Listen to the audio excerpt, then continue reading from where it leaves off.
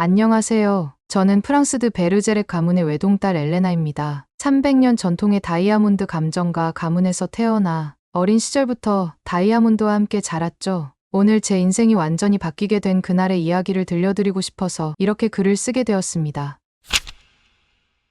지난 여름, 아프리카 보츠와나의 카로의 광산에서 전 세계를 충격에 빠뜨린 발견이 있었다고 해요. 무려 2492캐럿의 거대한 원석이었는데 지난 100년간 발견된 다이아몬드 중 두 번째로 큰 크기였거든요. 순수한 푸른빛을 머금은 이 원석을 처음 보았을 때의 전율은 아직도 생생하답니다. 저는 가문을 대표해 긴급히 보츠와나로 향했어요. 카로의 광산에 도착했을 때 이미 전 세계의 다이아몬드 전문가들이 모여 있었죠. 적도의 뜨거운 태양 아래 수많은 카메라 플래시 세례 속에서 처음 그 원석을 마주했던 순간을 잊을 수가 없네요. 투명한 결정 구조 사이로 스며드는 빛의 굴절이 마치 춤을 추는 듯했거든요. 특히 정밀 감정 작업을 할 때였어요. 현미경으로 들여다본 내부 구조의 완벽함에 저도 모르게 감탄사를 내뱉었답니다. BBC, CNN을 비롯한 세계 각국의 취재진들이 제 작은 움직임 하나하나를 카메라에 담았죠. 그들의 질문에 답하면서 보석학자로서 이런 순간을 맞이하게 된 것이 얼마나 영광스러운지 실감났어요. 특히 가문의 이름을 걸고 이 세기의 발견을 인증하는 순간만큼은 제 인생의 정점이라고 생각했죠. 그런데 바로 그때였어요. 세계 최대 다이아몬드의 감정을 마치고 환희에 찬 기자들과 샴페인을 나누며 축하하고 있던 그 순간, 제 휴대폰에 믿을 수 없는 속보가 날아들었답니다. 한국 상훈상합에서 다이아몬드 합성 성공이라는 헤드라인이 제 눈앞을 스쳐 지나갔죠. 순간 손에 들고 있던 샴페인 잔을 떨어뜨릴 뻔했어요. 아직도 그날을 생생히 기억해요. 보츠와나에서의 흥분이 채 가시기도 전에 충격적인 뉴스가 날아든 거랍니다. 파리의 저희 집 서재에서 태블릿으로 뉴스를 보고 있었는데 순간 숨이 멎는 것 같았답니다. 우리 가문이 300년간 쌓아온 모든 지식이 한순간에 무너지는 느낌이었거든요. 불안한 마음에 태블릿을 들고 아버지의 서재로 향했죠. 루이 14세 시대부터 이어져 온 고가구들 사이로 석양이 붉게 물들어 들어오던 그 순간이 아직도 눈에 선하네요. 조심스럽게 아버지께 기사를 보셨는지 여쭤보았더니 아버지의 반응은 예상을 훨씬 뛰어넘었답니다. 손에 들고 계시던 크리스탈 잔을 책상에 거칠게 내려놓으시더니 평소에는 볼 수 없었던 격앙된 목소리로 다이아몬드는 수백만 년의 시간이 만든 자연의 선물이라며 일기압에서 만들 수 있다는 것은 말도 안 된다고 하시더군요. 아버지의 떨리는 목소리에서는 분노와 불안 그리고 어떤 두려움 같은 것이 느껴졌어요. 평소 차분하고 위험 있던 아버지의 모습은 온데간데 없었죠. 서재의 창가로 비치는 붉은 석양이 아버지의 상기된 얼굴을 더욱 붉게 물들였답니다. 더 이상 그런 헛소문은 듣고 싶지 않다며 우리 가문의 명예가 걸린 문제라고 하시더군요. 아버지께서는 제가 아직도 보석의 진정한 가치를 모른다며 안타까워하셨어요. 떨리는 손가락으로 책장에 오래된 보석학 서적들을 가리키시던 모습이 지금도 기억나네요. 대대로 이어져 온 우리 가문의 지식과 경험이 고스란히 담긴 책들이었거든요. 그때 아버지의 눈빛에서 읽었던 감정들이 아직도 가슴 한켠을 무겁게 한답니다. 자부심과 불안, 분노와 두려움이 뒤섞인 복잡한 감정이었달까요. 300년이라는 시간 동안 쌓아온 우리 가문의 자존심이 흔들리는 순간이었던 거죠. 하지만 운명이란 참 묘한 것 같네요. 그로부터 2주 후 스위스 다보스 포럼에서 저의 인생을 바꾸게 될 순간이 찾아왔답니다. 세계경제포럼 과학기술 세션에서 우연히 한국의 최재웅 씨의 발표를 듣게 된 거죠. 180cm가 넘는 훤칠한 키에 33살이라는 젊은 나이였지만 그의 눈빛만큼은 누구보다도 진중해 보였어요. 박사 학위를 가진 과학자이지만 그날 이후로 저는 그를 재웅 씨라고 부르게 됐답니다. 왠지 그 호칭이 더 잘 어울렸거든요. 처음에는 그저 호기심에 자리에 앉았을 뿐이었는데 그분의 발표가 시작되자마자 저는 완전히 매료되고 말았어요. 재웅 씨는 검은색 슈트 차림으로 무대 위에 서서 마치 오케스트라 지휘자처럼 우아하면서도 힘있게 발표를 이어갔죠. 특히 인상적이었던 것은 그의 눈빛에서 느껴지는 진정성과 자신감이었답니다. 다이아몬드의 결정 구조를 설명할 때는 마치 오랜 친구를 소개하듯 따뜻하고 친근한 어조로 말하더라고요. 결정적인 순간은 발표 막바지였어요. 재웅 씨가 작은 유리 상자를 들어보였는데 그 안에는 완벽한 빛을 발하는 다이아몬드가 있었죠. 이것이 바로 우리 연구진이 일기압에서 만들어낸 다이아몬드입니다. 라고 말하는 순간 객석이 술렁이기 시작했어요. 저는 그 자리에서 숨을 쉴 수 없을 만큼 놀라웠답니다. 발표가 끝나고 많은 학자들이 재웅 씨를 에워싸고 있었지만 저는 기다렸다가 마지막으로 그에게 다가갔어요. 제 심장은 마구 뛰고 있었죠. 그분 앞에 서자 아버지의 노여운 음성이 귓가에 맴돌았지만 용기를 내어 질문을 던졌답니다. 정말 놀라운 기술이에요. 어떻게 이런 일이 가능한 건가요? 그때 재용 씨의 반응은 제가 예상했던 것과는 전혀 달랐어요. 거만하거나 자랑스러워하는 대신 그는 따뜻한 미소를 지으며 차분히 대답해 주었죠. 자연을 이해하고 존중하는 것이 우리의 목표입니다. 저희는 다이아몬드를 파괴하는 것이 아니라 그 생성 과정의 본질을 이해하려 노력했을 뿐이죠. 그의 말에서 저는 무언가 특별한 것을 발견했답니다. 수백만 년의 시간을 압축하는 것이 아니라 그 과정을 이해하고 존중하며 재현해낸다는 그의 철학이 가슴 깊이 와닿았거든요. 그날 밤 호텔 방에서 창밖의 알프스 설산을 바라보며 저는 인생에서 가장 중요한 결정을 내리게 되었답니다. 바로 한국으로 가야겠다고 결정한 것이죠. 한국에 가야겠다고 마음먹은 순간 이상하게도 마음이 평온해졌어요. 수백 년간 이어온 가문의 전통과 아버지의 반대를 무릅쓰는 결정이었지만 진실을 향한 제 마음만은 그 어느 때보다 단단했거든요. 아마도 재용 씨의 그 진정성 있는 눈빛과 겸손한 미소가 제게 그만한 용기를 준 것 같답니다. 다보스에서의 일주일을 보내고 파리로 돌아온 저는 마음이 무거웠답니다. 사실 비행기 안에서부터 아버지께 어떻게 말씀드려야 할지 수없이 되뇌었던 것 같아요. 르 부르주아 거리에 있는 저희 저택의 문을 열 때부터 이미 가슴이 쿵쾅거리기 시작했거든요. 저녁 식사 후 평소처럼 아버지께서 즐기시는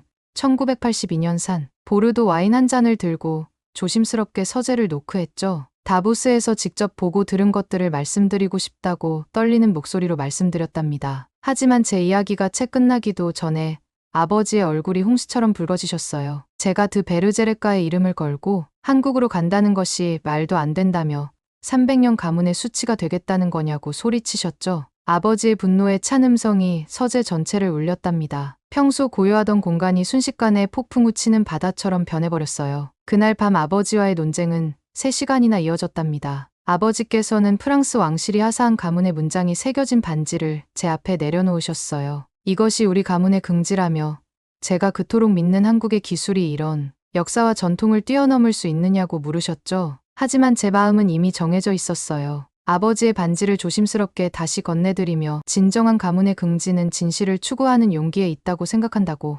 그래서 저는 그 진실을 찾아가고 싶다고 말씀드렸답니다. 다음 날 아침 저는 샤를 드골 공항으로 향하는 택시 안에서 뒤돌아보았어요. 우리 집 3층 서재의 창가에 서 계신 아버지의 모습이 마지막으로 보였답니다. 인천행 비행기에 오르며 제 눈에서는 눈물이 흘러내렸지만 가슴속에는 이상하게도 단단한 믿음이 자리 잡고 있었어요. 그때는 정말 몰랐답니다. 이 선택이 제 인생을 얼마나 크게 바꾸어 놓을지, 그리고 우리 가문의 역사에 어떤 새로운 장을 열게 될지는요. 12시간의 비행 끝에 인천공항에 내렸을 때 저는 이미 다른 사람이 되어 있었답니다. 한국 IBS 연구소를 처음 방문했던 그날 아침이 마치 어제처럼 생생하네요. 인천공항에서 연구소로 향하는 차 안에서 저는 세계적 수준의 화려한 연구소를 상상하고 있었답니다. 그런데 차가 멈춘 곳에는 평범한 회색빛 건물이 서 있더군요. 울산이라는 도시의 산업단지 한복판에 자리 잡은 무척이나 수수한 외관의 건물이었거든요. 처음에는 실망감이 컸어요. 프랑스의 국립연구소나 스위스의 연구시설에 비하면 너무나도 소박해 보였으니까요. 하지만 그것이 얼마나 큰 오만이었는지 곧 깨닫게 되었답니다. 연구소 내부로 들어서는 순간 제 눈앞에 펼쳐진 광경은 충격 그 자체였어요. 마치 영화에서나 보던 최첨단 연구시설이 눈앞에 있었거든요. 특히 인상적이었던 건 RSRR이 실험 장치였답니다. 다른 나라의 거대한 장비들과는 달리 작고 정교한 이 장치가 바로 다이아몬드 합성의 핵심이라고 하더군요. 재용 씨의 설명이 시작되면서 제 놀라움은 더욱 커져만 갔어요. 각국의 다이아몬드 합성 기술을 비교해가며 설명해 주는데 그때마다 저는 충격에 빠질 수밖에 없었답니다. 미국의 경우 맨해튼의 한 빌딩 3개 층을 통째로 사용하는 거대한 실험실에서 1조 원이 넘는 장비들을 동원해 5만 기압의 압력을 만들어내고 있다고 해요. 그런데도 한 번 실험에 2주가 넘게 걸린다니 놀라울 따름이었죠. 일본의 이야기는 더 충격적이었어요. 교토 대학을 중심으로 30년간 연구를 진행했지만 아직도 품질 균일화에 실패하고 있다는 거예요. 최첨단 기술의 나라 일본이 이렇게 고전하고 있다는 사실이 믿기지 않았답니다. 그리고 중국의 사례를 들으며 저는 그만 숨이 막힐 뻔했어요. 베이징과 상하이의 연구소에서는 고압 챔버, 폭발 사고가 빈번해 연구진의 안전이 심각하게 위협받고 있다는 거였죠. 게다가 그들이 만든 다이아몬드는 대부분 공업용으로도 사용하기 힘든 수준이라고 하더군요. 이렇게 세계 각국이 엄청난 비용과 시간 그리고 위험을 감수하며 연구하고 있다는 사실에 놀랐는데 그보다 더 충격적인 것은 바로 제 눈앞에 있는 이 작은 한국의 연구소가 그들 모두를 뛰어넘었다는 사실이었답니다. 그런데 정작 가장 놀라운 순간은 그 다음이었어요. 재웅 씨가 갈륨과 니켈, 철, 실리콘으로 이루어진 특별한 액체 금속 합금을 보여주면서 이것이 마법 같은 일을 해낸다고 설명하더군요. 믿기지 않겠지만 우리가 평소에 숨 쉬는 바로 그 일반 대기압, 단 1기압에서 다이아몬드가 만들어진다는 거예요. 정교한 유리관 속에서 반짝이는 액체 금속을 보며 저는 그만 웃음을 터뜨릴 뻔했답니다. 수백만 년 동안 지하 깊숙이에서 엄청난 압력을 견뎌야 만들어지는 다이아몬드가 이렇게 간단한 방법으로 만들어진다니 말이 되나요? 게다가 완성까지 걸리는 시간이 고작 20시간이라고 하시는데 그때는 정말 제 귀를 의심할 수밖에 없었죠. 하지만 재웅 씨의 모습을 지켜보면서 제 의심은 점점 경이로움으로 바뀌어 갔어요. 그분이 실험 과정을 설명하실 때면 마치 오랜 연인을 이야기하듯 눈빛이 달라지더군요. 특히 메탄과 수소가 만나 탄소로 변하는 과정을 설명할 때는 베르디의 오페라를 해설하는 것처럼 목소리에 깊은 감동이 실려 있었답니다. 시험이 진행될 때마다 보이는 모습은 더욱 인상적이었어요. 때로는 현미경 앞에서 1시간 넘게 움직이지 않고 결정의 성장을 지켜보다가도 작은 변화가 보이면 어린아이처럼 환호성을 지르곤 했죠. 그런 순수한 열정 앞에서 저는 자꾸만 미소 짓게 되었답니다. 어느 날은 밤늦게까지 실험실에 남아있길래 걱정되어 커피를 들고 찾아갔는데 재웅 씨가 결정 구조의 아름다움을 이야기하며 눈물을 글썽이시더군요. 보세요. 이 완벽한 대칭성을. 자연이 우리에게 들려주는 가장 아름다운 시이지 않나요? 그 순간 저는 깨달았어요. 이분에게 과학은 단순한 연구가 아닌 순수한 예술이자 열정이라는 것을요. 그렇게 지켜보다 보니 어느새 저도 이 혁신적인 기술에 완전히 매료되어 있었답니다. 때로는 밤을 새워가며 실험을 지켜보기도 하고 주말에도 연구실에 나와 데이터를 분석하는 제 모습을 발견하게 되었죠. 아마도 재웅 씨의 그 순수한 열정이 저도 모르게 저를 변화시켰던 것 같아요. 파리의 루브르 컨퍼런스홀에서 열린 세계보석학회를 앞두고 저희는 전날 밤까지 발표 준비에 매달렸어요. 긴장감에 휩싸인 저와 달리 재웅 씨는 늘 그렇듯 차분했죠. 그날 밤 세느 강변을 거닐며 나눈 대화가 아직도 생생하네요. 달빛이 강물에 반사되어 반짝이던 그때 재웅 씨가 불현듯 깊은 이야기를 꺼냈답니다. 우리가 하는 일이 단순한 기술 혁신이 아니라 자연의 이치를 이해하고 그것을 존중하며 재현하는 것이라는 말이었죠. 그 말에 가슴이 울렸어요. 마치 수백만 년 동안 자연이 들려주던 이야기를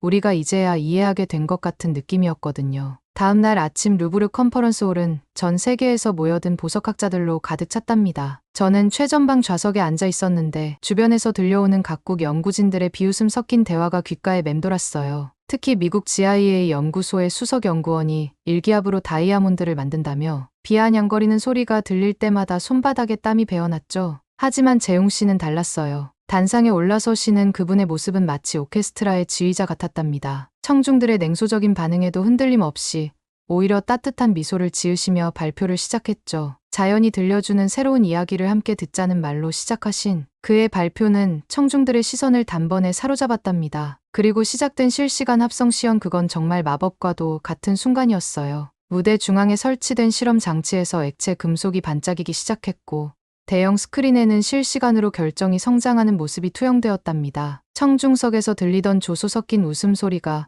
점차 놀라움의 탄성으로 바뀌어갔죠. 특히 인상적이었던 건 재웅 씨가 장비의 원리를 설명할 때의 모습이었어요. 마치 오래된 친구를 소개하듯 자연스럽게, 그러면서도 깊은 존중이 담긴 목소리로 설명하는데 그 순간만큼은 강당 전체가 완전한 침묵에 빠져들었답니다. 심지어 아까 전까지 비웃던 연구진들의 입에서도 감탄사가 터져 나오기 시작했어요. 그리고 가장 중요한 순간, 제가 단상 위로 올라가 품질 검증을 시작하자 1,500명의 청중들이 일제히 숨을 멈췄답니다. 현미경에 눈을 대는 순간 저도 모르게 작은 탄성이 흘러나왔어요. 지난 25년간 수많은 다이아몬드를 봐왔지만 이토록 완벽한 결정 구조는 처음이었거든요. 특히 라만 분광 분석기로 살펴본 결과는 충격 그 자체였답니다. 저희 가문이 소장하고 있는 17세기 골콘다 광산의 다이아몬드보다도 더 순수한 결정 구조를 보이는 거예요. 일본이 30년간 연구했다는 결정 구조의 한계를 단숨에 뛰어넘었고 중국이 그토록 도달하고자 했던 품질 기준을 훌쩍 넘어섰답니다. 떨리는 손으로 마이크를 잡았을 때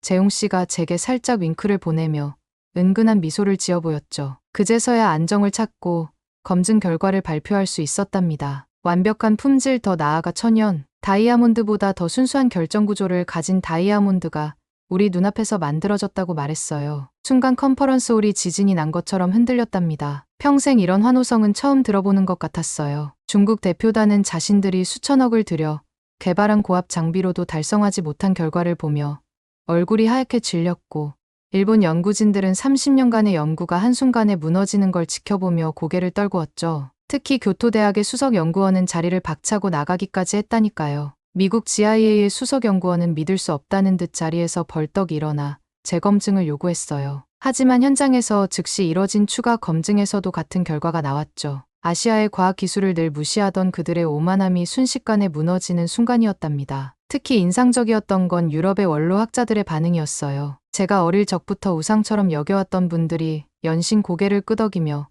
기립박수를 보내주시는데, 그 순간 이상하게도 아버지 생각이 났답니다. 만약 아버지께서 이 자리에 계셨다면 동양의 작은 나라가 서구와 일본을 단숨에 뛰어넘는 이 역사적인 순간을 어떤 표정으로 지켜보셨을까 하는 생각이 들더군요. 그리고 발표가 끝난 후 재웅 씨가 건네주신 작은 벨벳 상자를 열었을 때의 그 떨림이란 방금 전 우리가 만든 다이아몬드로 제작된 반지였는데, 그 순수한 빛깔이 마치 제 앞길을 비추는 등대 같았어요. 재웅 씨가 제 용기가 이 다이아몬드처럼 영원히 빛나길 바란다고 했을 때 눈시울이 뜨거워지는 걸 참을 수가 없었답니다. 그때 저는 깨달았어요. 제가 단순히 하나의 연구에 참여한 게 아니라 인류의 새로운 역사를 쓰고 있다는 거요. 300년 가문의 전통을 뛰어넘어 더 위대한 혁신의 순간을 맞이하고 있다는 사실을요. 게다가 이 혁신이 거대한 예산과 오랜 전통을 자랑하던 미국, 일본, 중국이 아닌 한국이라는 나라에서 이루어졌다는 사실이 더욱 특별하게 다가왔답니다. 그렇게 세계보석학회에서의 성공 이후 연구소는 더욱 활기가 넘쳤어요. 재웅 씨의 지휘 아래 획기적인 실험들이 연이어 진행되었고, 세계 각국의 러브콜이 쏟아지던 시기였답니다. 특히 재웅 씨와 함께 실험하는 시간이 늘어나면서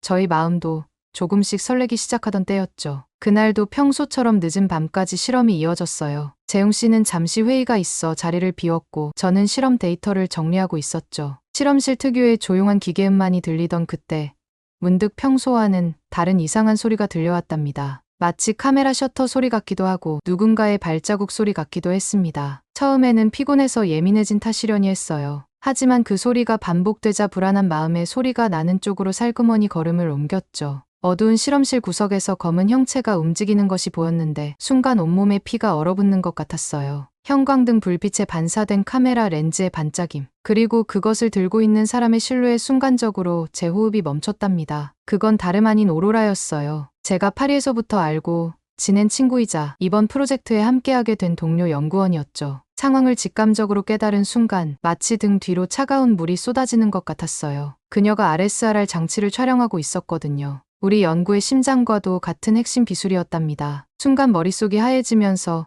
그동안 미처 눈치채지 못했던 그녀의 수상한 행동들이 주마등처럼 스쳐 지나갔어요. 늦은 밤 몰래 연구실에 들어오던 모습들, 유독 장비에 관심을 보이던 순간들, 그리고 자주 받던 수상한 전화들까지, 이 모든 것이 이제야 하나로 연결되는 것 같았죠. 제 가슴 한켠이 무너져 내리는 것 같았어요. 친구를 의심해야 한다는 현실이 너무나 고통스러웠거든요. 다음 날 아침, 연구소의 보안팀이 오로라의 컴퓨터를 조사했어요. 제 눈앞에서 펼쳐진 이메일들의 내용은 충격 그 자체였답니다. 영국 왕립연구소의 수석 연구원들과 주고받은 비밀 서신들, 우리 연구소의 도면들, 그리고 그들의 조급함이 고스란히 담긴 대화 내용들이 차례로 발견되었거든요. 특히 눈에 띄었던 건 런던 본부에서 온 이메일이었어요. 대영 제국이 이렇게 무너질 수는 없다. 어떻게 해서든 그들의 기술을 파악하라는 강압적인 지시가 있었죠. 산업혁명 이후 250년간 세계 과학기술을 이끌어왔다는 자부심이 무너지는 것을 견딜 수 없었나 봐요. 이메일들을 하나하나 읽어가면서 저는 영국의 위기의식을 고스란히 느낄 수 있었답니다. 브렉시트 이후 유럽연합의 공동연구 프로젝트에서 배제되면서 느끼는 고립감, 연구 예산의 감축, 젊은 과학자들의 해외 유출까지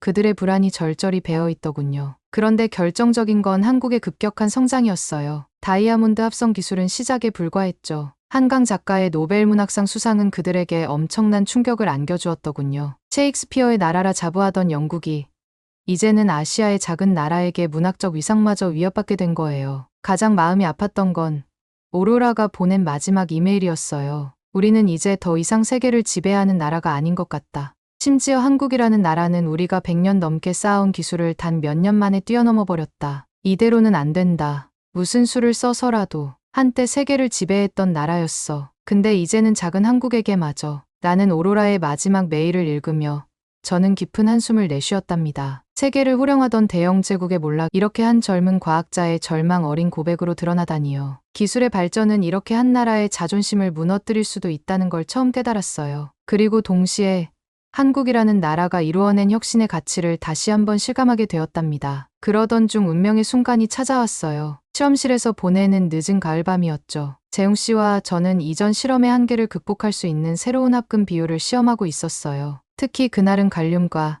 니켈의 비율을 미세하게 조정한 실험이 놀라운 결과를 보이기 시작하던 중이었답니다. 실험실은 평소보다 더 고요했어요. 기계음과 재웅 씨의 숨소리, 그리고 제 심장 소리만이 공간을 채우고 있었죠. 그때였어요. 갑자기 실험실 전체가 깜깜해지며 모든 장비가 멈춰버렸어요. 한 달간의 실험 데이터가 모두 날아갈 수 있는 위험한 순간이었죠. 순간적으로 재웅 씨가 비상 전원 스위치로 달려갔어요. 그런데 그 어둠 속에서 무언가 스치듯 지나가는 인기척이 느껴졌답니다. 실험실 뒤편 비상구 쪽에서 희미한 발소리가 들렸고 그때 달빛에 비친 실루엣은 분명 오로라였어요. 그런데 그 다음 순간 저는 제 눈을 의심할 수밖에 없었답니다. 재웅 씨의 움직임이 너무나 놀라웠거든요. 마치 한편의 무용을 보는 것 같았어요. 그의 몸이 공중을 가르며 순식간에 오로라의 앞을 가로막았죠. 달빛이 그의 실루엣을 비추는 순간 마치 영화의 한 장면 같았답니다. 나중에야 알게 됐지만 재웅 씨는 대학 시절 전국 대회 우승까지 했던 태권도 5단이었더군요. 그 순간 보여준 그의 날렵한 동작은 과학자의 그것이라기보다는 무용수의 우아한 춤사위 같았어요. 그동안 실험복 속에 감춰져 있던 그의 또 다른 모습에 저도 모르게 심장이 크게 요동쳤답니다. 어두운 실험실에 비상등이 들어오면서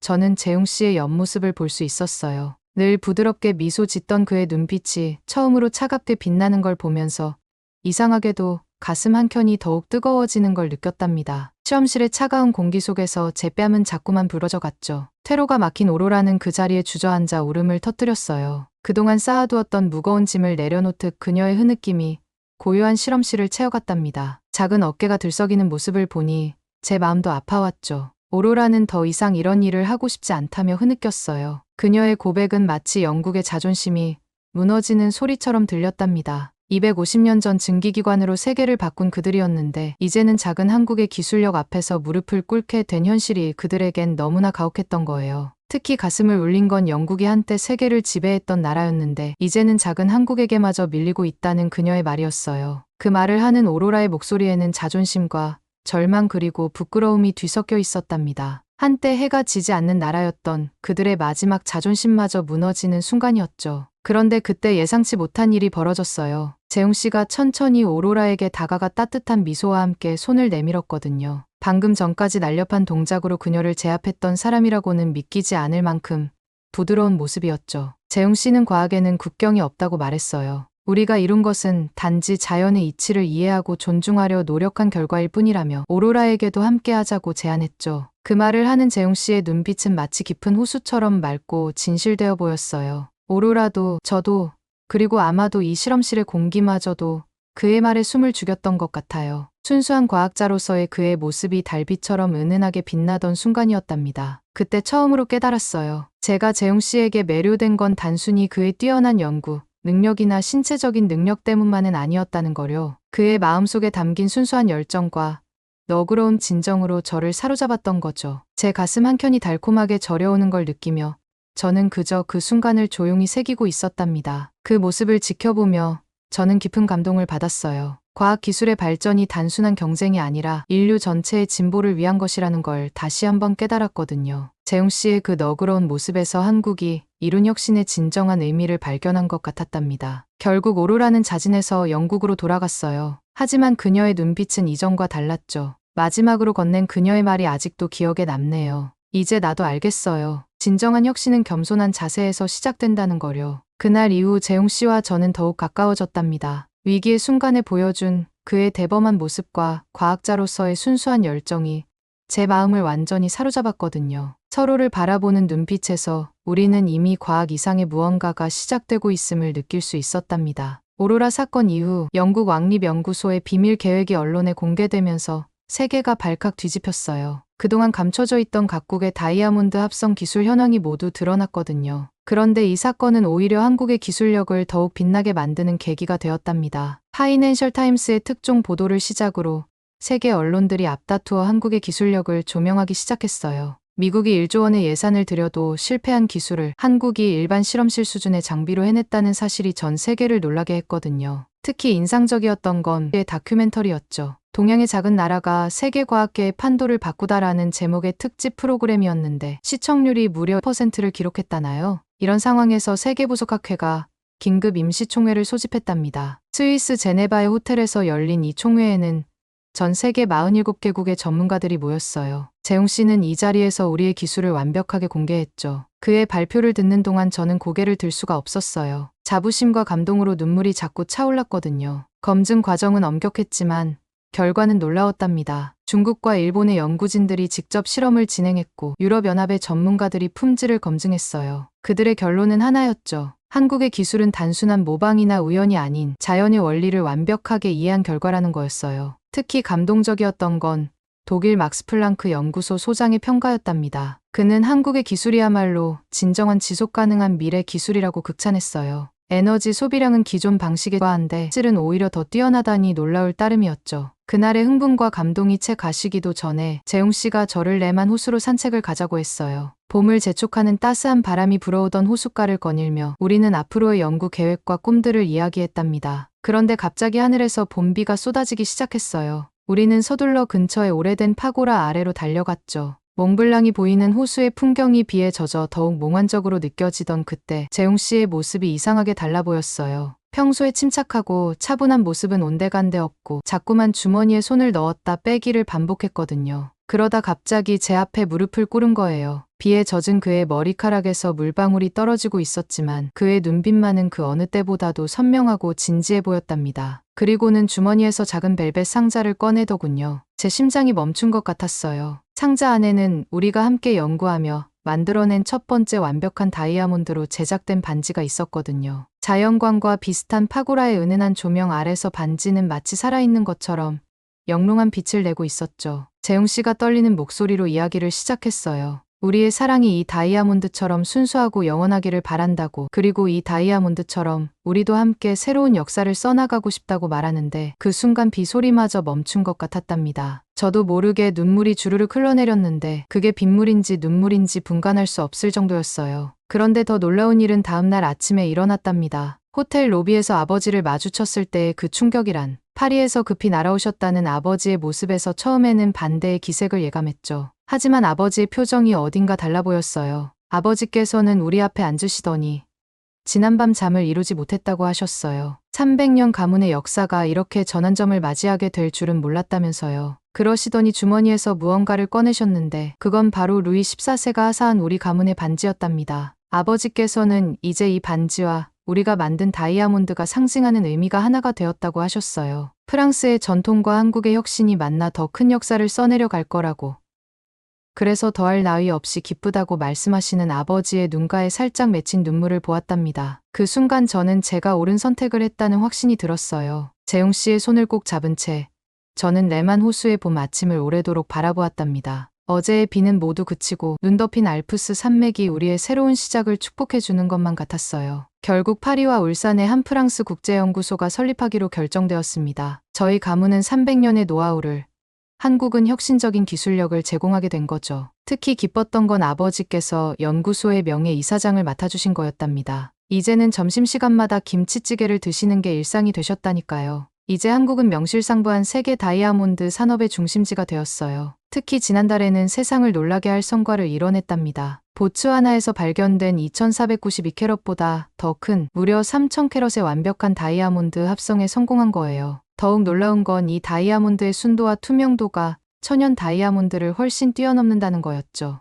이제는 자연이 수백만 년에 걸쳐 만든 것보다 더 완벽한 다이아몬드를 단 48시간 만에 만들어낼 수 있게 된 거예요. 재웅 씨의 기술은 산업용 다이아몬드 시장을 완전히 장악했고 프랑스의 전통과 한국의 기술이 만나 탄생한 주얼리는 전 세계 상류층의 로망이 되었답니다. 이제는 전 세계 보석상들이 메이드 인 코리아 인증을 받기 위해 줄을 서고 있다니 믿기지 않는 현실이에요. 가끔 연구소 옥상에서 석양을 바라보며 생각해요. 제가 그때 한국행을 결심하지 않았다면, 재웅 씨를 만나지 못했다면, 그리고 우리가 서로를 믿지 않았다면. 하지만 이제는 알겠어요. 그건 분명 운명이었던 거예요. 마치 다이아몬드의 결정처럼 우리의 만남도 자연의 섭리였다는 거요. 오늘 사연은 여기까지입니다. 어떻게 들으셨나요? 오늘 사연이 재미있으셨다면 구독 버튼 한 번만 눌러주세요. 저는 더 좋은 사연으로 찾아뵐게요. 감동 도서관이었습니다. 감사합니다. 안녕하세요. 스위스 연방공과대학교 기계공학 박사과정을 밟고 있는 산드라 루나라고 합니다. 최근 저는 4년마다 열리는 사이보그 올림픽이라 불리는 로봇 기술 경연대회 사이베슬론 2024에 참석했는데요.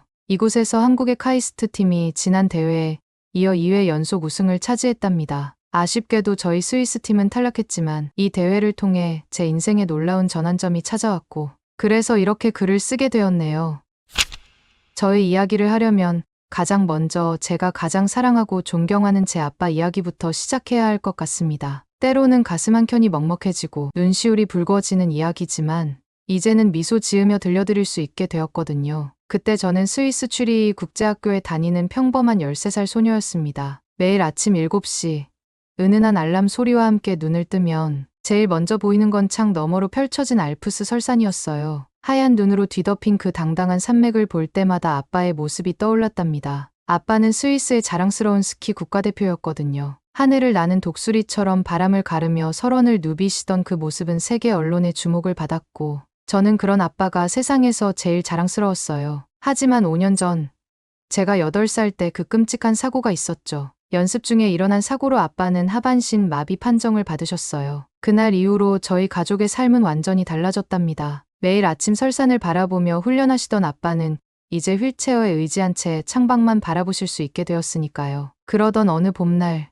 우리 학교에 새로 전학 온 일본인 학생 스즈키로 인해 제 평화로운 일상이 송두리째 흔들리기 시작했습니다. 키가 크고 날렵한 체격의 스즈키는 처음 전학 왔을 때부터 묘한 분위기를 풍겼어요. 다른 친구들과 어울리지 않고 늘 혼자 있었는데 저를 볼 때마다 날카로운 시선을 보내더군요. 처음에는 그저 말썽꾸러기 전학생 정도로만 생각했지만 그의 차가운 미소 뒤에 숨겨진 악의가 서서히 드러나기 시작했거든요. 특히 제가 학교 게시판에 걸린 아빠의 옛사진을 바라볼 때마다 스즈키의 얼굴에는 이상한 감정이 스쳐 지나가는 것을 볼 수 있었어요. 마치 무언가를 알고 있다는 듯한 그 표정이 저를 불안하게 만들었죠. 그러던 중 어느 월요일 아침 체육 시간 직전에 제 체육복이 사라졌어요. 평소 제가 체육복을 넣어두는 사물함은 늘 깔끔하게 정리되어 있었는데 그날따라 엉망이 되어 있었죠. 한참을 찾아 헤매다 결국 체육관 뒤편 쓰레기통에서 발견했어요. 체육복을 꺼내는 제 모습을 보며 스즈키와 그의 친구들이 피득거리는 소리가 들렸습니다. 누가 저에게 이런 짓을 했는지는 분명했죠. 저는 천천히 일어나 그들을 노려보았습니다. 그때 마주친 스즈키의 눈빛에는 단순한 장난을 넘어선 무언가가 깃들어 있었어요. 그리고 며칠 뒤 점심시간, 식당에서 조용히 식사를 하고 있을 때였어요. 머리 위로 어두운 그림자가 드리워졌고 차가운 목소리가 들려왔죠. 휠체어 탄 스키 선수의 딸이 여기서 밥을 먹고 있네. 그 순간 등 뒤에서 누군가가 제 식판을 세게 쳤고 순식간에 제 교복은 스프 범벅이 되고 말았답니다. 스즈키였죠. 그의 입가에 맺힌 차가운 미소는 마치 오래 계획했던 일을 성공시킨 사람처럼 보였어요. 미안해 실수였어라는 스즈키의 말과 함께 그의 눈빛에는 의미를 알 수 없는 차가운 저기가 담겨 있었습니다. 그날 저는 더는 참을 수 없어 떨리는 목소리로 물었습니다. 도대체 왜 나를 괴롭히는 건지, 내가 무슨 잘못을 했다고 이러는 건지 처음으로 스즈키에게 대들었던 거죠. 스즈키는 잠시 저를 내려다보더니 차갑게 웃으며 말했습니다. 특별한 이유는 없다고, 그저 제가 보기 싫다고 했습니다. 그러면서 한때 스위스의 자랑이라 불리던 스키 선수가 이제는 휠체어나 타고 있다니 우스워서 참을 수 없다는 말까지 덧붙였죠. 저는 아빠를 모욕하지 말라며 소리쳤습니다. 주변의 시선이 우리에게 쏠렸지만 저는 아랑곳하지 않았죠. 하지만 스즈키는 비웃듯 말했습니다. 사실을 말하는 게 무슨 모욕이냐며. 스키 국가대표가 얼마나 실력이 없었으면 그렇게 쉬운 슬로프에서 사고가 났겠냐고. 제 아빠는 원래 그 정도 실력이었던 거라고 말이죠. 떨리는 손으로 휴지를 집어 교복을 닦으면서도 저는 스즈키의 모욕적인 말들에 눈물을 참아야 했습니다. 스즈키의 얼굴에 당장이라도 주먹을 날리고 싶은 충동이 치밀어 올랐지만 저는 참을 수밖에 없었죠. 제가 스즈키에게 대들어 싸움이라도 하면 결국 아빠가 학교에 불려오실 테고 그렇게 되면 휠체어를 타고 오셔야 하는 아빠를 다른 학부모들이 쳐다보며 수근거릴 게 뻔했으니까요. 스즈키 때문에 아빠가 또다시 모욕적인 시선을 받으시는 걸 도저히 견딜 수 없었습니다. 그때 아빠의 말씀이 떠올랐습니다. 제가 더 강해야 하고 세상은 생각보다 더 차가울 수 있다고 하셨죠. 사고 후 처음으로 휠체어를 타고 집에 돌아오신 날, 트로피 진열장 앞에서 하신 아빠의 말을 떠올리면서 저는 화를 참는 것도 또 하나의 강함이라고 생각하고 분노를 속으로 삭혔어요. 그렇지만 체육복 사건과 시판 사고는 시작에 불과했습니다. 날이 갈수록 스즈키의 괴롭힘은 심해졌고 제 사물함 안에서는 불구자의 딸이라는 악의적인 쪽지들이 발견되기도 했어요. 그때마다 저는 점점 더 인내심을 잃어가기 시작했고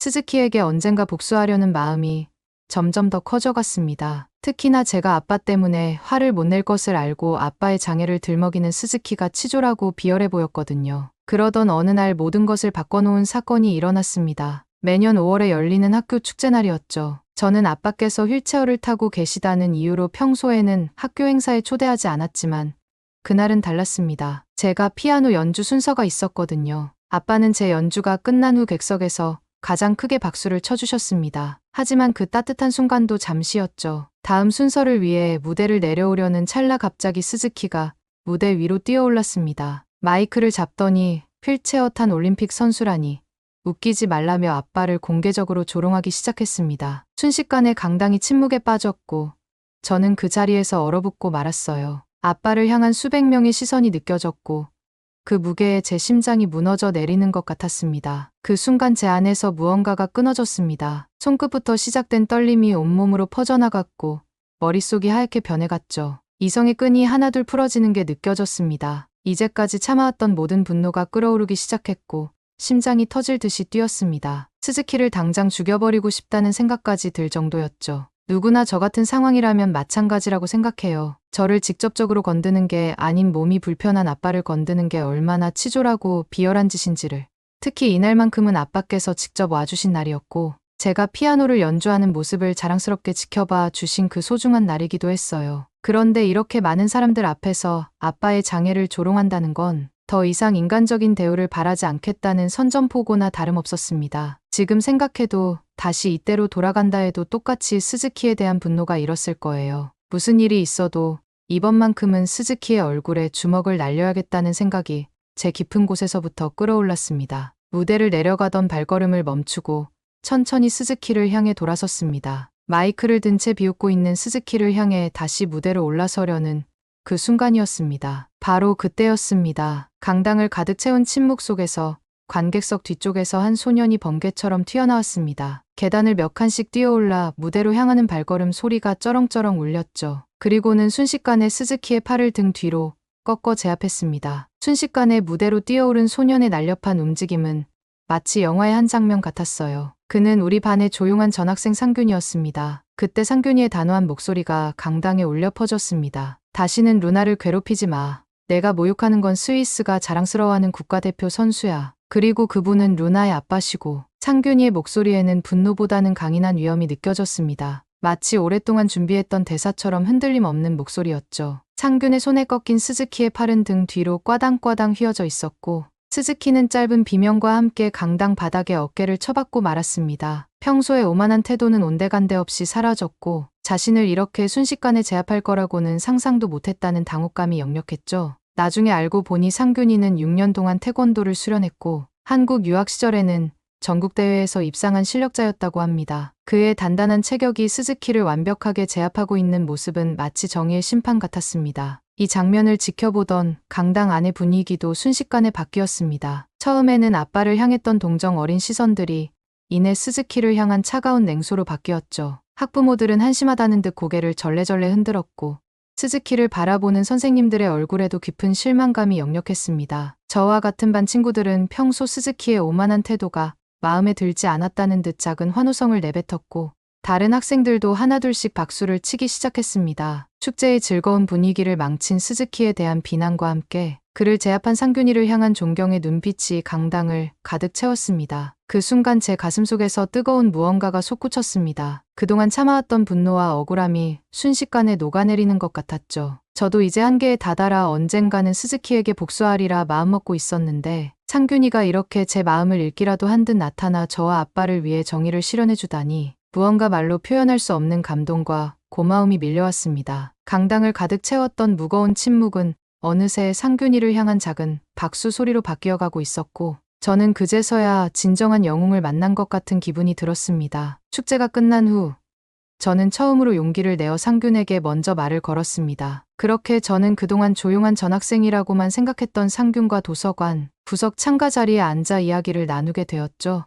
그런데 그때 상균의 뜻밖의 이야기를 듣게 되었습니다. 상균의 할아버지도 3년 전부터 루게릭병으로 투병 중이시라는 거였습니다. 점점 근육이 마비되어가는 할아버지를 보면서 상균이는 사람의 뇌와 기계를 연결하는 뇌기계 인터페이스 기술에 관심을 갖게 되었다고 했습니다. 상균이는 할아버지께서 말씀하시고 싶어도 목소리가 잘 나오지 않을 때마다 안타까웠다고 했습니다. 그의 떨리는 목소리에서 할아버지에 대한 깊은 사랑이 느껴졌죠. 그래서 뇌의 신호만으로도 의사소통이 가능한 기술을 개발하고 싶어졌고, 꼭 할아버지께 선물해드리고 싶다고 했습니다. 마치 운명처럼 느껴지는 순간이었습니다. 저도 모르게 아빠 이야기를 꺼냈고, 우리는 서로의 아픔에 대해 더 깊이 이해하게 되었죠. 그렇게 상균과 저는 가까워졌고, 자연스럽게 병원 봉사활동도 같이 시작하게 되었습니다. 매주 토요일마다 아빠가 계신 재활병원에서 휠체어를 밀어드리고, 식사를 도와드리고, 때로는 그저 이야기를 들어드리는 것만으로도 환자분들의 얼굴에 미소가 번졌습니다. 특히 상균이가 한국에서 배워온 안마법으로 어깨를 주물러 드릴 때면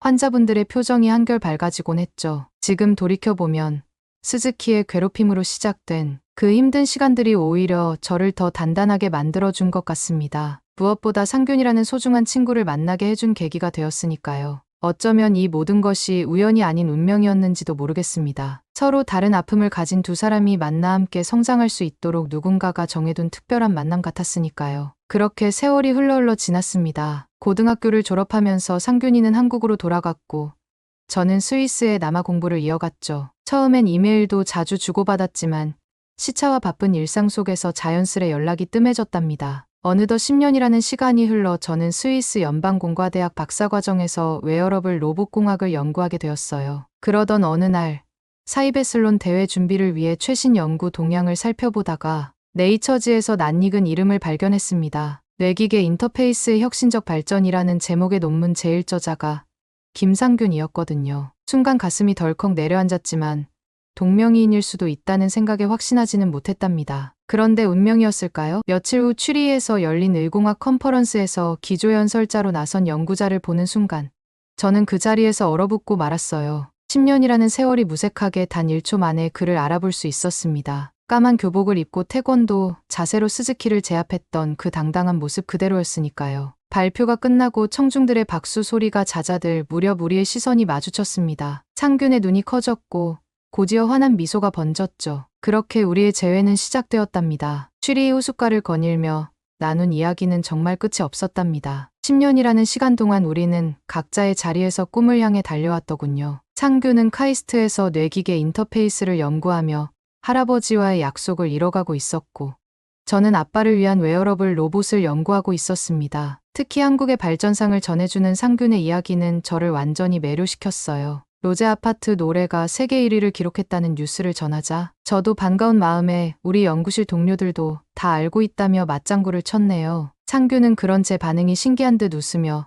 더 많은 이야기를 들려주었습니다. 요즘 한식에도 관심을 가지냐면서 상균은 스마트폰을 꺼내 흑백 요리사라는 프로그램을 보여주었어요. 한국의 젊은 요리사와 여경래라는 중국의 대가가 펼치는 중화요리 대결이 펼쳐졌는데 그 수준이 믿기지 않을 정도였답니다. 그렇게 함께 영상을 보며 이야기꽃을 피우다 보니 어느새 자연스레 대화가 한국의 의료기술로 이어졌습니다. 수술용 로봇이 세계 시장의 절반 이상을 점유하고 있다는 소식에 저는 깜짝 놀랐고, AI 진단 시스템의 정확도가 숙련된 의사들의 진단율을 뛰어넘었다는 이야기에는 입이 떡 벌어졌죠. 게다가 웨어러블 의료기기의 혁신적인 발전상을 들으며 저는 그저 연신 감탄사를 내뱉을 수밖에 없었습니다. 상균이가 들려주는 한국의 의료기술 이야기는 마치 공상과학 영화의 한 장면 같았어요. 특히 카이스트가 개발한 뇌파 인식 시스템은 제가 알고 있던 기술의 한계를 완전히 뛰어넘는 것이었답니다. 불과 10년 만에 이렇게나 눈부신 발전을 이룬 한국의 의료기술에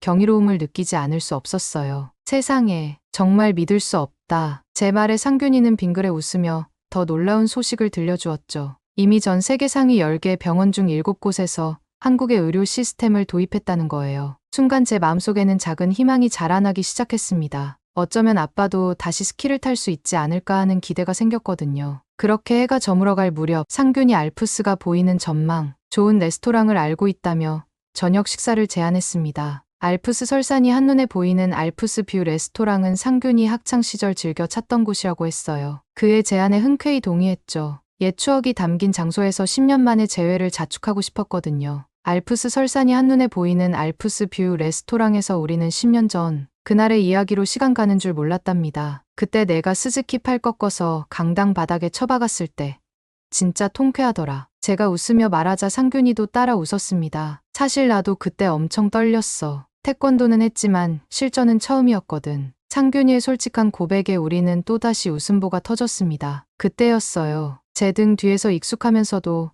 낯선 목소리가 들려왔습니다. 뒤돌아보는 순간 저는 그대로 얼어붙고 말았죠. 키가 크고 백발이 성성한 토마스 코치님이 저희 테이블 앞에 서 계셨거든요. 아빠의 올림픽 시절부터 함께했던 든든한 조력자이자 가족 같은 존재였던 분이었습니다. 10년이 넘는 세월 동안 한 번도 마주치지 못했던 분을 하필 이날 이곳에서 만나다니. 코치님은 제가 이렇게 훌쩍 자랐다며 문시우를 붉히셨어요. 제 어깨를 토닥이시더니 자연스럽게 저희 테이블에 합석하셨죠. 알고 보니 이 레스토랑이 코치님의 단골집이었다고 해요. 코치님은 아빠와의 추억을 이야기하기 시작하셨어요. 20년이 넘는 세월 동안 한 팀으로 지내왔다고 했죠. 아빠가 처음 국가대표가 되었을 때부터 올림픽 금메달을 따기까지 모든 순간을 함께했다고 하셨어요. 아빠는 천재였고 설산에서는 그 누구도 따라올 수 없었다고 회상하셨습니다. 그러다 코치님은 갑자기 오사카 스키 프로젝트에 대해 물으셨어요. 목소리가 한 톤 낮아진 채로 일본의 한 스포츠 기업이 진행했던 혁신적인 스키 장비 개발 프로젝트였다고 설명하시다가 아빠 이야기를 꺼내려다 말씀을 멈추셨습니다. 마치 더 이상 이야기를 해서는 안 될 것 같다는 듯한 표정이셨죠. 단순히 아빠의 사고를 떠올리시며 마음이 아프셔서 그러신 걸까요? 하지만 왠지 모르게 이상한 느낌이 들었어요. 코치님의 눈빛에는 제가 한 번도 본 적 없는 깊은 그늘이 드리워져 있었고 마치 오래도록 가슴 한켠에 묻어두었던 무거운 비밀을 간직하고 계신 것만 같았거든요. 하지만 그날 저녁은 그런 의문들을 잊을 만큼 즐거웠답니다. 달빛 아래 반짝이는 추리의 호수를 배경으로 우리는 마치 시간이 멈춘 것처럼 이야기를 나눴어요. 10년 전 그날의 소녀는 이제 세계적인 연구자가 되어 있었고 그의 꿈은 하나둘 현실이 되어가고 있었습니다. 창밖으로 보이는 알프스의 설산이 달빛에 반짝이는 걸 보며 문득 생각했어요. 앞으로 펼쳐질 사이베슬론 대회에서 우리가 또 어떤 운명적인 만남을 하게 될지, 그리고 그 만남이 우리에게 어떤 새로운 이야기를 들려줄지, 그리고 마침내 그날이 왔습니다. 사이보그 올림픽이라 불리는 사이베슬론 대회가 드디어 시작된 거예요. 4년마다 스위스에서 열리는 이 대회는 전 세계 로봇 공학자들의 축제이자 장애인들의 새로운 희망이 되어주는 자리였죠. 특히 저에게는 아빠를 다시 일으켜 세울 수 있는 기술을 확인할 수 있는 소중한 기회였답니다. 이번 대회에는 26개국에서 71개 팀이 참가했는데 그 중에서도 웨어러블 로봇 종목은 단순한 보조기구가 아닌 완전한 보행을 가능하게 하는 대회의 꽃이었답니다. 우리 스위스 팀은 4년이라는 시간 동안 밤낮 없이 연구실에서 시뮬레이션을 돌리고 수없이 많은 실험을 반복하며 준비했죠. 이번엔 꼭 아빠를 다시 걷게 해드리고 싶었거든요. 하지만 이번 대회의 미션 난이도는 상상을 초월했습니다. 지팡이 없이 걷기, 좁은 의자 사이 이동하기, 양손으로 요리하기 등 너무나 어려운 과제들 앞에서 많은 팀들이 중도 포기를 선언했고 결국 한국과 스위스 팀을 비롯해 6개 팀만이 도전장을 내밀었답니다. 드디어 우리 스위스 팀의 차례가 왔어요. 이번 대회에서 우승하면 스위스가 웨어러블 로봇 기술의 선두주자로 우뚝 설 수 있고 무엇보다 아빠가 다시 걷게 될 수도 있다는 희망이 현실이 될 수 있었기에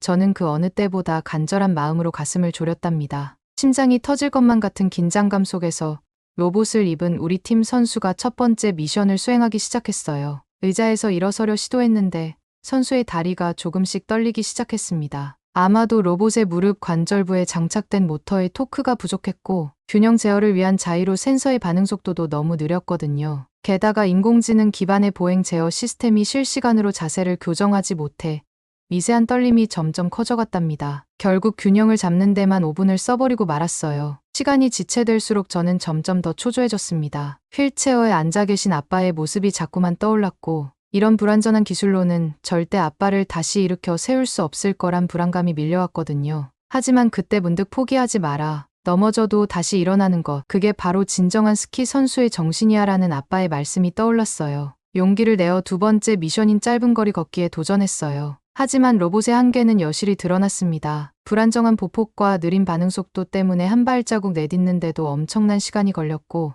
결국 두 번째 미션을 겨우 통과하고 나니 주어진 10분이 모두 지나가 버렸답니다. 시간 종료됐습니다. 진행자의 차가운 목소리가 전시장에 울려 퍼졌어요. 저는 그만 그 자리에 주저앉고 말았습니다. 4년간의 노력이 이 정도밖에 되지 않는다는 사실이 너무나 괴로웠고, 아빠를 다시 일으켜 세우겠다던 제 야심찬 꿈이 너무나 초라해 보였죠. 옆에서 위로하는 팀원들의 말소리도 들리지 않았어요. 태국 팀도 우리와 비슷한 성적이었어요. 모두가 좌절감에 빠져 고개를 떨구고 있을 때 카이스트 팀의 소개가 이어졌습니다. 한국의 카이스트 팀은 4년 전 대회에서도 우승을 차지했던 팀이라 기대감이 높았지만 이번 미션의 난이도는 달랐어요. 설마 이번에도? 라는 의구심이 들 정도로 불가능에 가까운 과제들이 많이 있었거든요. 하지만 그때였어요. 실제 하반신마비 장애인 선수인 김승환 연구원이 조용히 손을 들어 시작을 알렸습니다. 순간 전시장의 공기가 얼어붙었죠. 그리고 믿을 수 없는 광경이 펼쳐졌답니다. 워크온 슈트 F1이라는 웨어러블 로봇이 마치 철갑상어의 비늘처럼 김승환 연구원의 몸에 완벽하게 밀착되더니 마치 춤을 추듯 우아하게 그를 일으켜 세웠어요. 저는 순간 제 눈앞에서 펼쳐지는 보고도 믿을 수 없는 광경에 그 자리에서 얼어붙어 버리고 말았습니다. 방금 전까지 우리가 겪었던 고난이 거짓말처럼 느껴질 정도로 완벽한 동작이었거든요. 떨리는 손으로 입을 가리며 놀람을 감출 수가 없었어요. 특히 로봇이 김승환 연구원의 몸에 밀착되는 순간 마치 제 심장이 멎는 것 같았답니다. 우리가 4년간 이루지 못한 꿈 같은 광경이 눈앞에서 펼쳐지고 있었으니까요. 문득 휠체어에 앉아 계신 아빠의 모습이 떠올랐어요. 혹시 정말로 가능할까, 아빠도 이렇게 자연스럽게 일어서실 수 있을까 하는 생각에 가슴 한켠이 뜨거워지면서 눈시울이 붉어졌답니다. 이건 바로 제가 그토록 꿈꾸던 미래였기 때문이죠. 놀란 마음을 애써 누르고 한국팀의 경기를 계속 지켜봤는데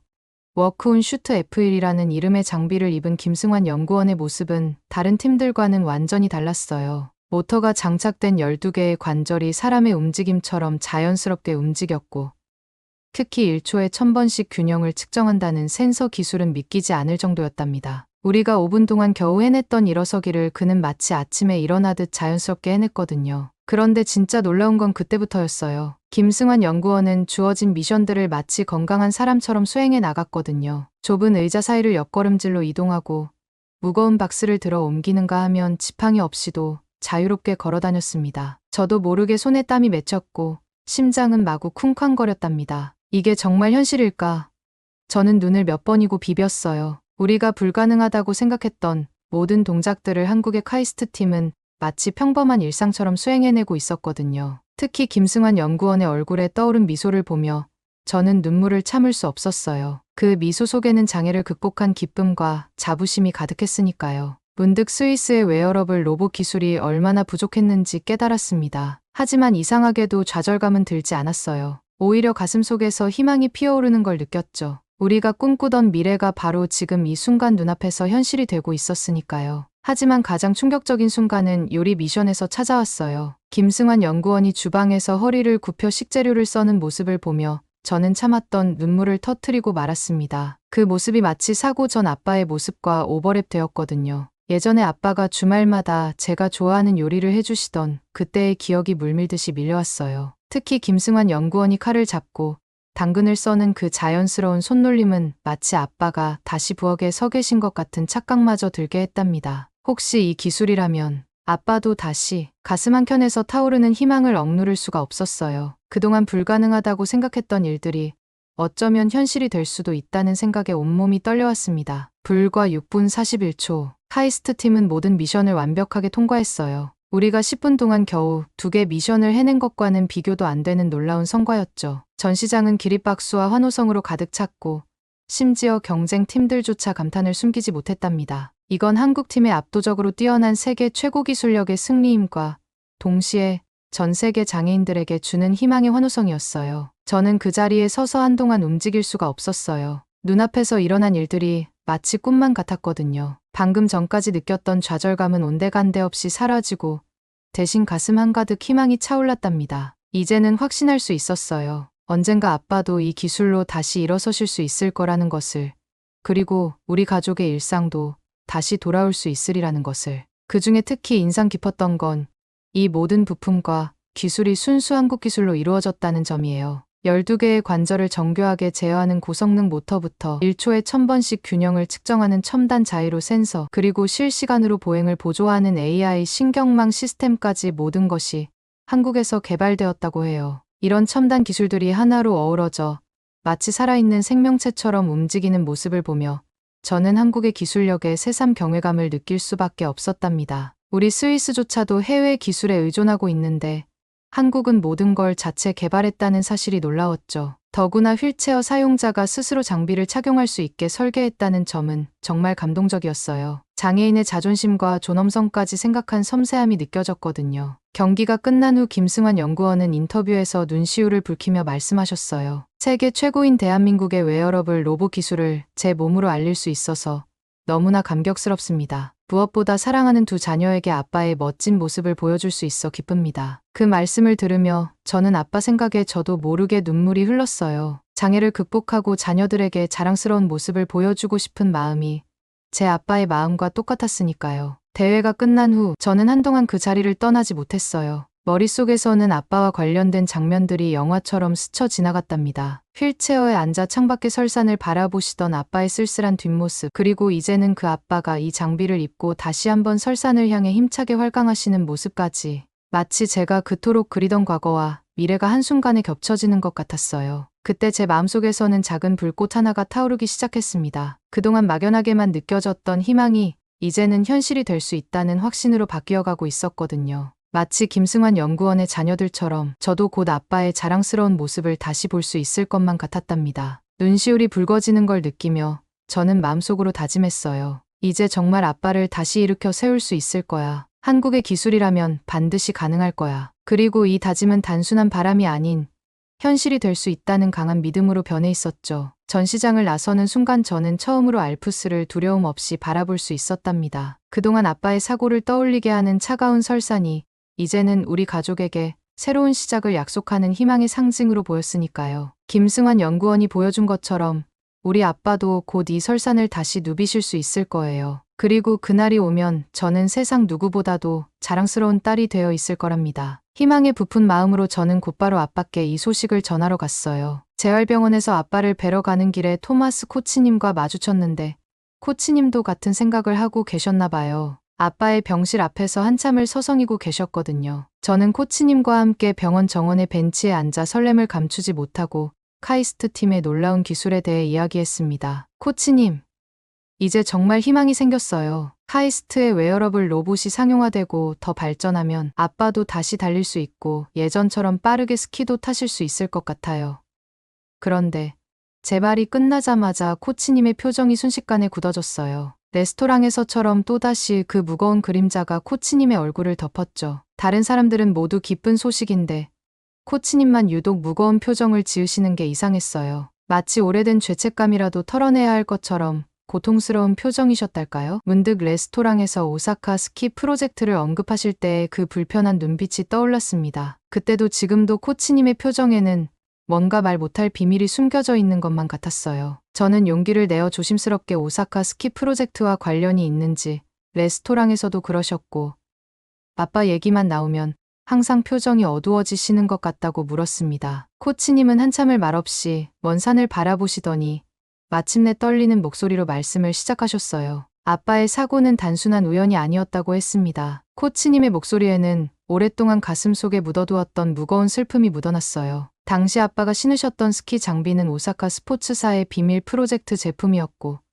충분한 안전성 테스트도 거치지 않은 채 스키 선수의 속도를 극한으로 끌어올리기 위해 무리하게 설계된 제품이었다고 해요. 저는 그 자리에서 얼어붙고 말았습니다. 코치님의 말씀은 계속 이어졌어요. 스즈키의 아버지가 그 프로젝트의 책임자였다는 사실과 올림픽을 앞두고 무리하게 새로운 장비를 테스트하도록 압박했다는 것.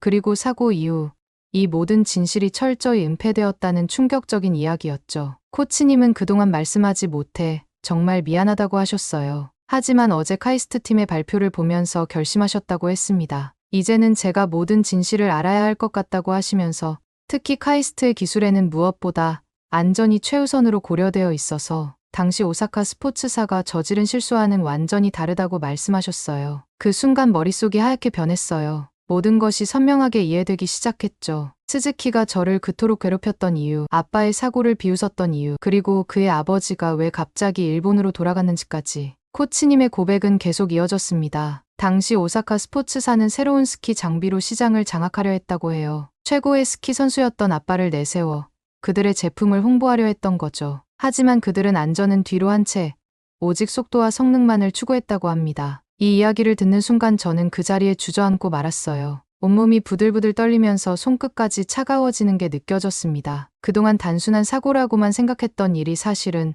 누군가의 욕심으로 인한 것이었다니. 아빠의 꿈과 열정을 이용해 먹으려 했다는 사실에 치밀어 오르는 분노를 주체할 수 없었죠. 목 안쪽이 뜨거워지고 눈앞이 흐려졌어요. 병실에 누워 계시는 아빠의 모습, 늘 휠체어에 앉아 창밖만 바라보시는 모습. 그 모든 것들이 스즈키의 아버지와 오사카 스포츠사 때문이었다니. 가슴 한편이 무너져 내리는 것만 같았습니다. 그때 마침 상균이에게 전화가 왔습니다. 카이스트로 돌아간 상균이가 아빠의 사고 당시 스키 장비를 AI로 분석해보았다는 거예요. 그리고 그의 시뮬레이션 결과는 놀랍게도 코치님의 이야기와 정확히 일치했답니다. 결함 있는 설계, 부실한 안전장치, 무리한 속도, 제어까지 모든 것이 사고를 부르는 재앙이었다는 거죠. 상균이의 시뮬레이션 결과를 듣자 제 안에서 복잡한 감정들이 파도처럼 밀려왔어요. 처음엔 분노가 치밀어 올랐습니다. 아빠의 꿈과 열정을 이용해 실험 도구로 삼았다니. 이윤 추구에만 눈이 멀어 한 사람의 인생을 망가뜨린 그들을 용서할 수 없었죠. 하지만 곧이어 깊은 후회와 자책감이 밀려들었어요. 왜 그동안 아무것도 알아채지 못했을까? 스즈키의 수상한 행동들과 코치님의 무거운 표정, 그리고 사고 당시에 이상했던 정황들까지 모든 퍼즐 조각이 맞춰지는 순간 제 무력함에 눈물이 흘러내렸습니다. 특히 아빠를 생각하면 가슴이 미어져 왔어요. 늘 묵묵히 고통을 참아내시면서도 제게는 포기하지 말라고 용기를 주시던 아빠. 그런 아빠의 사고가 단순한 우연이 아닌 누군가의 욕심으로 인한 것이었다니. 복받치는 감정에 온몸이 떨려왔습니다. 하지만 상균이는 제 분노와 슬픔이 가득한 목소리를 듣고는 잠시 말을 멈췄다가 차분한 목소리로 다시 이야기를 시작했어요. 복수나 분노보다 더 의미 있는 일을 하자고 했죠. 아빠께서 늘 말씀하시던 설산의 자유를 모든 사람에게 선물하자고 제안했습니다. 그 말을 듣는 순간 아빠의 모습이 떠올랐어요. 진정한 스키의 가치는 속도가 아닌 자유라고 늘 말씀하시던 아빠. 코치님도 고개를 끄덕이시며 앞으로 나아가야 할 방향은 과거가 아닌 미래라고 말씀해 주셨죠. 상균이는 카이스트의 뇌기계 인터페이스 기술을 스키 장비에 접목하면 선수의 안전을 완벽하게 보장하면서도 최상의 퍼포먼스를 낼 수 있을 거라고 했어요. 실시간으로 신체 상태를 모니터링하고 위험 상황을 미리 예측해 사고를 방지할 수 있다는 거죠. 그리고 이 기술이야말로 장애가 있는 분들도 안전하게 스키를 즐길 수 있게 해줄 거라고 했습니다. 우리는 곧바로 새로운 프로젝트를 시작하기로 결정했어요. 스위스의 전통적인 스키 기술과 한국의 첨단 기술이 만나 모든 사람이 안전하게 즐길 수 있는 스포츠 장비를 개발하기로 한 거죠. 이것이야말로 아빠를 다시 웃게 만들 수 있는 가장 의미 있는 일이라 생각했으니까요. 곧 알프스의 설산에서 새로운 역사적 순간이 펼쳐질 거예요. 세계 최고의 기술력을 가진 카이스트 팀과 함께라면 우리는 반드시 아빠를 다시 슬로프 위에 세울 수 있을 거예요. 그리고 그날이 오면 아빠는 다시 한번 진정한 설산의 자유를 만끽하실 수 있겠죠. 이제 우리의 새로운 도전이 시작됩니다. 오늘 사연은 여기까지입니다. 어떻게 들으셨나요? 카이스트 팀이 웨어러블 로봇 분야에서 무려 8년간 세계 1등의 최고의 기술력을 가지고 있었다니 정말 자랑스럽습니다. 오늘 사연이 재미있으셨다면 구독 버튼 한 번만 꼭 눌러주세요. 영상을 꾸준히 만드는데 큰 힘이 됩니다. 저는 더 좋은 사연으로 찾아뵐게요. 감동도서관이었습니다. 감사합니다.